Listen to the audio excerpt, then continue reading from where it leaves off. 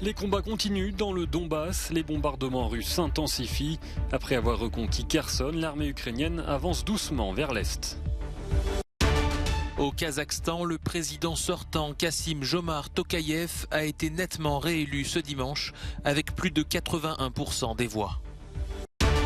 Les communautés kurdes en Europe dénoncent les frappes d'Ankara menées ce dimanche dans le nord de la Syrie qui ont fait une trentaine de morts. Bilan mitigé pour la COP27, un accord historique en faveur des pays pauvres mais des engagements pour la réduction des émissions mondiales insuffisants. Depuis son retrait de Kherson, l'armée russe est à la recherche d'une victoire. Les bombardements s'intensifient dans le Donbass. Alors que les troupes ukrainiennes progressent lentement vers Louhansk, la région de Donetsk est toujours la plus ardemment contestée. Bien qu'il y ait moins d'attaques aujourd'hui à cause de la détérioration des conditions météo, le nombre d'attaques russes reste malheureusement extrêmement élevé. Dans la région de Louhansk, nous avançons progressivement en combattant. Il y a eu près de 400 attaques dans l'Est depuis le début de la journée. Dans le même temps, le drapeau ukrainien a fait son retour à Kherson. À Oleksandrivka, un village détruit à 40 km de là, les Russes avaient pris position. La plupart des habitants se sont enfuis. Une vieille femme restée avec son mari raconte les combats. Les Ukrainiens ne nous ont pas tués. Ils tuaient les Russes qui se cachaient dans les maisons. Ici et là. Les Ukrainiens avaient des drones. Ils les ont repérés et les ont bombardés. À présent, les unités de déminage essayent de débarrasser les rues et les maisons des mines russes. De violents combats ont eu lieu autour de Kherson. Mais une fois que l'Ukraine a coupé l'approvisionnement russe, leur armée s'est retirée et les soldats ukrainiens ont pu entrer à Kherson sans combattre. C'était très étrange car nous avions eu des combats très durs dans les villages autour de Kherson. Beaucoup de gens sont morts, nous avons perdu beaucoup d'équipements, beaucoup de chars. Chaque parcelle de terrain a été prise avec beaucoup d'efforts. Pour les soldats ukrainiens, si la Russie arrête de se battre, la guerre cessera. Mais si l'Ukraine arrête, il n'y aura plus d'Ukraine. C'est pourquoi ils ne comptent pas abandonner.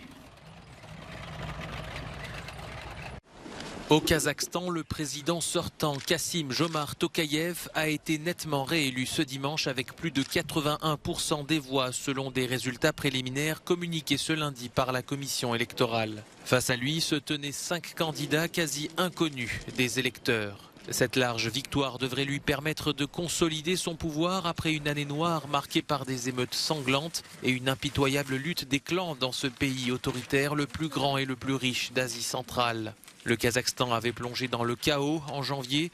Des manifestations contre la vie chère avaient alors dégénéré en émeutes avant d'être brutalement réprimées, provoquant la mort de 238 personnes. Moscou avait envoyé des troupes pour soutenir le pouvoir. Le pays reste très impacté par cette crise, signe que les tensions persistent. Les autorités ont annoncé jeudi avoir arrêté 7 partisans d'un opposant en exil, accusé de fomenter un coup d'État. Vladimir Poutine a d'ores et déjà félicité le président Tokayev pour sa victoire. À travers l'Europe, les communautés kurdes ont manifesté ce dimanche contre les frappes aériennes menées par la Turquie ce week-end dans des zones du nord de la Syrie, contrôlées par les forces kurdes. Selon Ankara, le PKK et les forces démocratiques syriennes sont derrière l'attentat d'Istanbul du 13 novembre qui a fait 6 morts et 81 blessés. L'heure des comptes a sonné, avait tweeté le ministère turc de la Défense dès le lancement de l'opération dans la nuit de samedi à dimanche.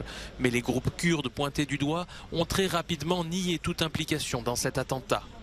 Ces raids aériens qui ont fait une trentaine de victimes ne sont pas venus comme une surprise. La Turquie, qui a des soldats présents dans le nord de la Syrie, a intensifié depuis mai ses menaces d'offensive. Kobané a été la principale cible d'Ankara, ville symbole de la résistance kurde ayant repoussé en 2015 le groupe État islamique avec le soutien des États-Unis. Mais les Kurdes se sentent aujourd'hui abandonnés par Washington. En guise de riposte, des roquettes ont été lancées dimanche depuis la Syrie sur un poste frontière turc, faisant au moins 3 blessés. Entre 2016 et 2019, Ankara avait déjà mené 3 opérations d'envergure dans le nord de la Syrie qui ciblaient les milices et organisations kurdes, prenant le contrôle d'Afrin et poussant de nombreux civils à fuir. Aux États-Unis, une fusillade dans un club LGBT+ a fait au moins 5 morts et 18 blessés. Le drame s'est produit dans la ville de Colorado Springs dans la nuit de samedi à dimanche, lorsqu'un homme âgé de 22 ans est entré dans l'établissement muni d'un fusil avant d'ouvrir le feu. Le tireur présumé a été arrêté et transporté à l'hôpital. Les autorités n'ont pas encore donné d'indication sur le mobile de la tuerie. Vent de panique ce lundi en Indonésie après un séisme qui a secoué la capitale Jakarta. Plusieurs immeubles ont été évacués. Selon un bilan provisoire très lourd, au moins 44 personnes ont été tuées sur l'île de Java.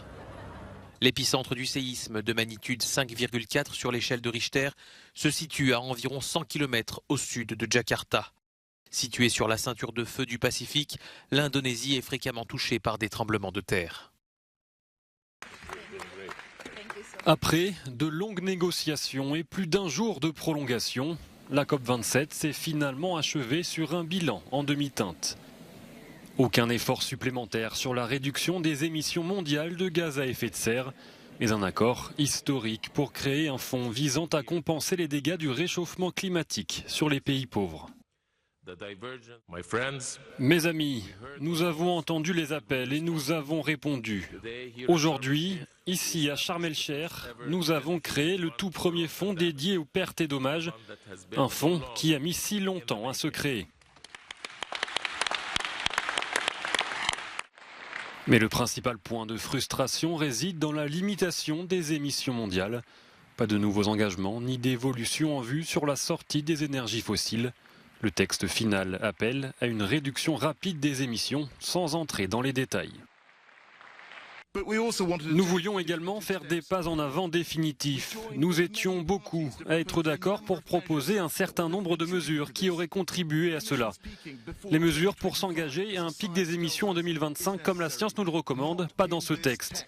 Le suivi clair de la réduction progressive du charbon, pas dans ce texte. L'engagement net à éliminer progressivement tous les combustibles fossiles, pas dans ce texte. Et le texte sur l'énergie s'est affaibli dans les dernières minutes.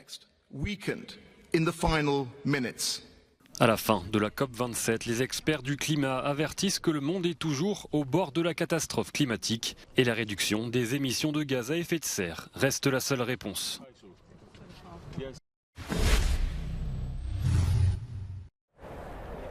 Cette deuxième journée du mondial de football au Qatar marque l'entrée en scène de l'Angleterre. Et le pays devra faire sans son arrière latéral droit, Kyle Walker, blessé aux adducteurs. Le défenseur de Manchester City n'a pas joué depuis le 2 octobre. Face aux Anglais, l'Iran qui participe à sa 3e Coupe du Monde consécutive. Et la sélection iranienne n'est pas non plus épargnée par les blessures. Le milieu de terrain Omid Ebrahimi est forfait pour ce mondial, blessé à l'aine. L'attaquant du Bayer Leverkusen, Sardar Azmoun, fait quant à lui partie de l'effectif, malgré une déchirure au mollet le mois dernier. Dans l'autre match du groupe B, le pays de Galles, qui joue la 2e Coupe du Monde de son histoire, affrontera les États-Unis ce lundi.